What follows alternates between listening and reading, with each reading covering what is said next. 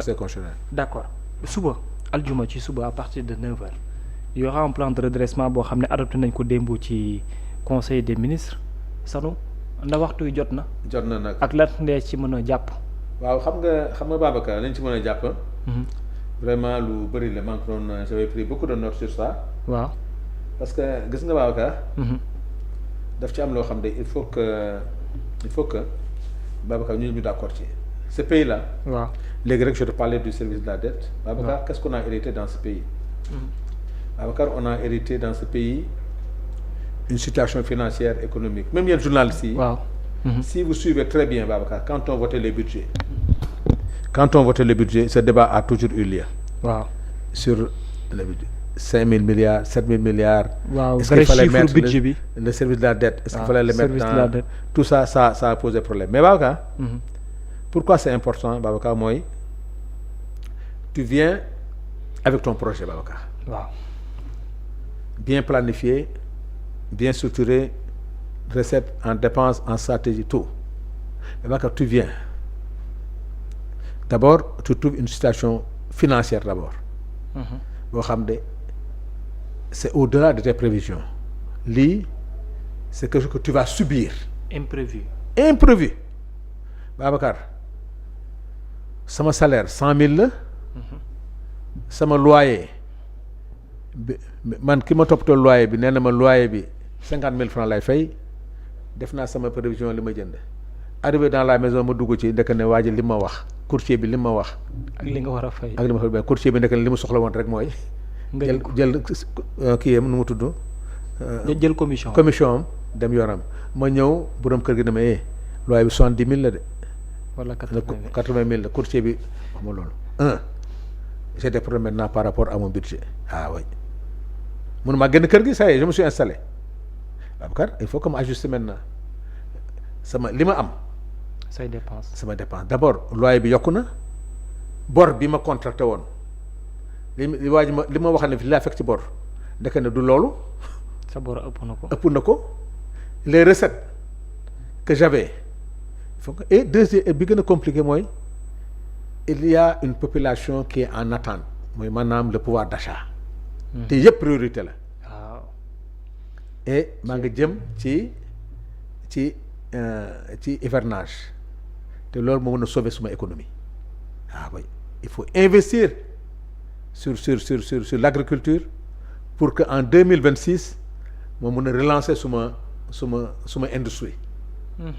parce que si je n'investis pas sur l'agriculture si je n'investis pas dans la formation dina am problème parce que la relance de l'industrie sénégalaise dépendra des résultats de l'hivernage. Donc je dois beaucoup investir. Et pour que investir, il y a beaucoup d'engrais, de semences, d'accompagnement des paysans que je dois subventionner. waaw gisoo yaa ngi war a fay bor di xalaat. investissement di xalaat subvention. te yaa ngi bëgg a subventionner encore les denrées de première nécessité. électricité et tout. Voilà les problèmes qu'il faut qu'est-ce que je dois faire maintenant. La première stratégie c'est mes dépenses. Babacar soo amee problème nga njëkk xalaat samay dépenses naka laa koy wàññee naka laa koy planifier. Là on a dit maintenant on attaque la structuration de l'État maanaam les agences on en a beaucoup. Il y a des agences qui font la même chose boo demee électrification rurale électrification rurale trois structures qui interviennent au niveau de l'électrification rurale yéen nañu ko xoolaat est-ce que ñooñu mun ñu ko boole. fusionner ko bon bëgguma tudd yeneen jàmbur yi peut-être premier ministre le dira am na agence yoo xam ne tu vas les fusionner. Deuxièmement Babacar les fonds spéciaux que les gens appellent nangam. Les fonds spéciaux il faut les structurer. démb rek ki toogoon fii. nekk directeur des finances bu Afri SA nii dama ko waxee. les fonds spéciaux c'est important. mais il faut les structurer. le premier ministre a été clair. bu jaree def commission bu koy surveiller sax mu surveiller ko. mais gars yi ko tuddee fonds politiques mais normalement c'est pas des fonds politiques c'est des fonds spéciaux. et dans les fonds spéciaux il y a du tout nag. il y a du tout il y a des choses qu'on peut dire même à l'Assemblée. Il y a des choses koo xam ne sax du ko tudd c'est comme quand tu rentres dans le budget de l'armée tout ce qui est gestion mën nga ko wax. mais tout ce qui est stratégie yooyu doo ko laal. mënoo ci dugg. il faut que les fonds spéciaux soient structurés. Il y a ce qu'on appelle le parc automobile le parc automobile le parc automobile bi aussi gis nañu c'était exorbitant. Je donne un exemple tey le président de l'Assemblée l'a fait on va à un séminaire. waaw ñu war a taal 15 30 50 oto. Il dit non gaañ on prend les bus de l'Assemblée. waaw ou bien on loue un bus. yaxanal sakkanal on va. digle sangu day fekk nga set d'abord. nga seet waaw. Donc voilà des activités yoo xam ne quand le président disait que maintenant pour l'accueil du président tu n'as pas besoin de mobiliser tout le gouvernement moo tax le premier ministre buy ñëw le premier ministre doo ko gis muy dem il y a le gouverneur du palais ñooñu ñu koy gérer yu mel noonu. Il y a d'autres dépenses stratégiques qu'il va annoncer maintenant au niveau du ministère tu verras beaucoup de structures yoo xam ne ñu ngi tourner autour de certains ministères de certaines agences surtout agences yi bi gën a ëpp solo nag mooy les marchés publics. D'accord. La surfacturation. waaw la surfacturation yi. Il y a aussi beaucoup d'immeubles que l'État loue. oui mais bon am patrimoine bu. patrimoine continuer def ay location. déedéet ma wax la bi gën a garaaw. ban la. day jël benn patrimoine bâti État jaay ko sanu joon sanu dem ci banque bi ñu lebal ko xaalis waay xaalis parce que man maa la jox patrimoine nga dem leb xaalis bi tabax ko ñu pare nga luye ko État bi. mu nekk ci même circuit bi. te État moo ci perte. beneen bi tous les fonciers qu'on avait pris. waaw jox ko ñoom sanu joon ñu dem di ko jaay HLM jaay ko SICAP au lieu ma jox ko SICAP HLM directement sanu laa koy jox man maa ko jaay SICAP. mu jël ko jaay ko SICAP nag ba mu ko jaayee mënut def logement social. déedéet. maintenant on a récupéré moo tax Mbourkat la nouvelle ville. waaw on a repris tout le patrimoine ci bëri jox ko SICAP HLM ñu construire ko avec un prix social l'accès à tout le monde yooyu mooy beaucoup et puis. li ci ëpp solo Babacar mooy daf ci am benn genre mal gouvernance bu ci nekk beaucoup de projets yi nga xam ne c'est là où l'État maintenant veut mettre l'accent les gouvernants bu ñëwee dañuy bëgg a tabax dara. waaw BRT terre pont. stade Babacar mu nekk affaire yu grandiose pour que yow nga gis ko alors que Babacar on n'a pas besoin de ça li ñu soxla woon mooy avec le redressement pendant tant d'années.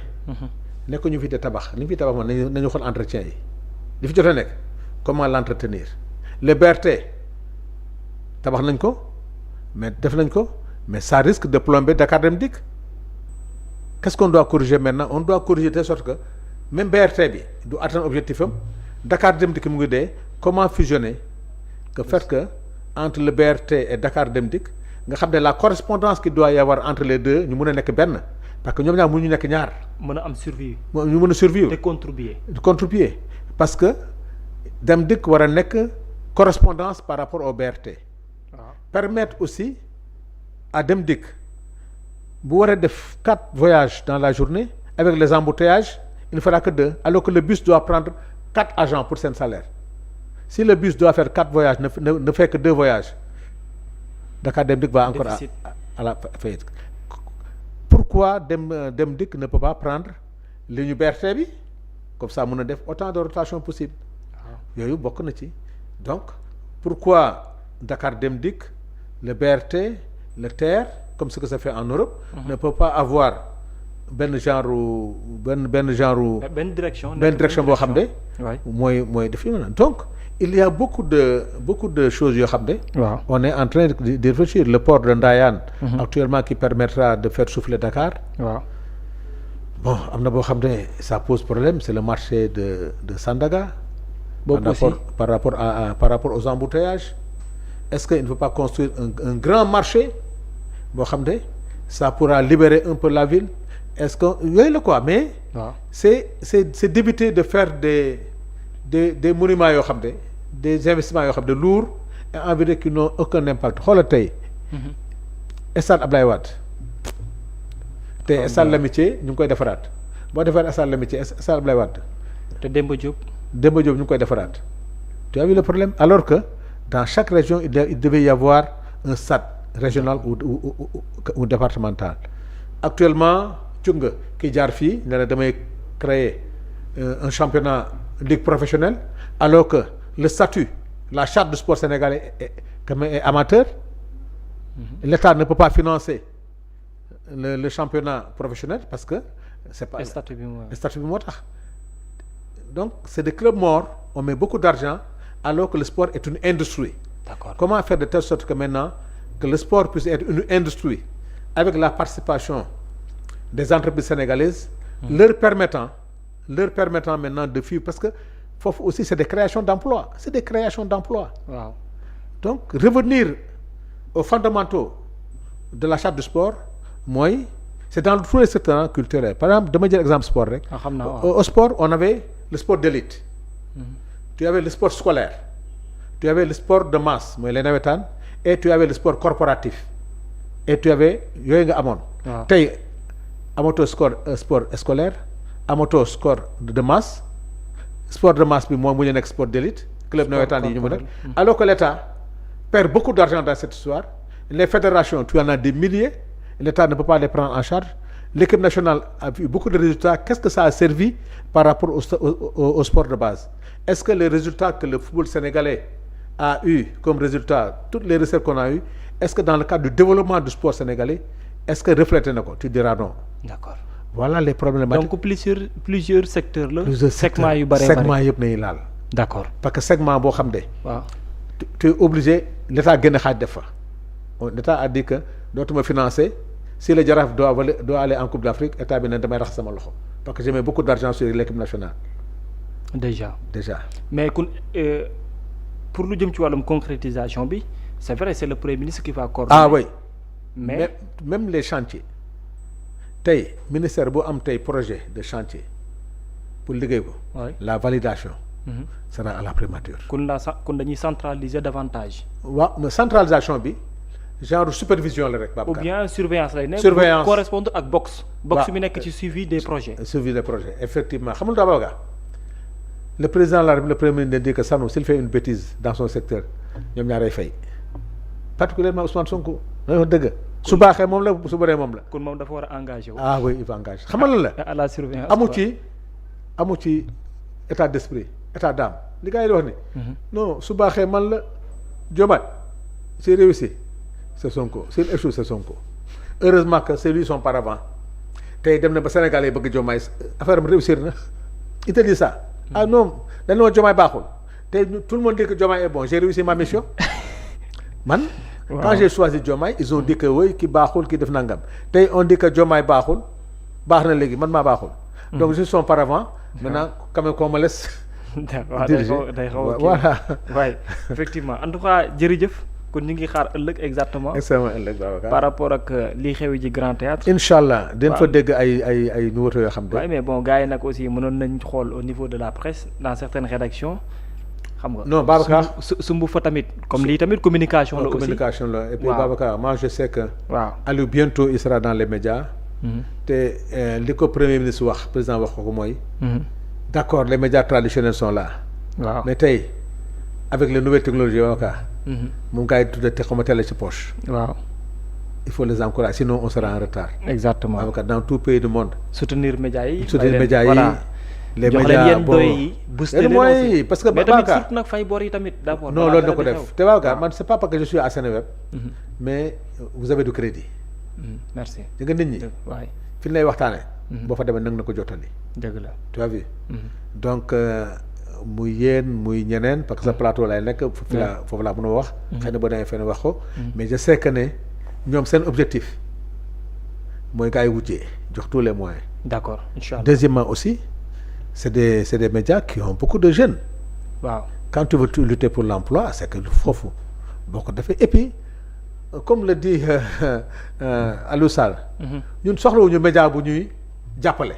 waaw dañu bëgg média buy accompagner l'action du gouvernement. waaw accompagner rek. parce que collaboration la. collaboration Babacar. effectivement ça par exemple le 11 12 13 le ministère de la communication nu mu tudd la commission communication. waaw.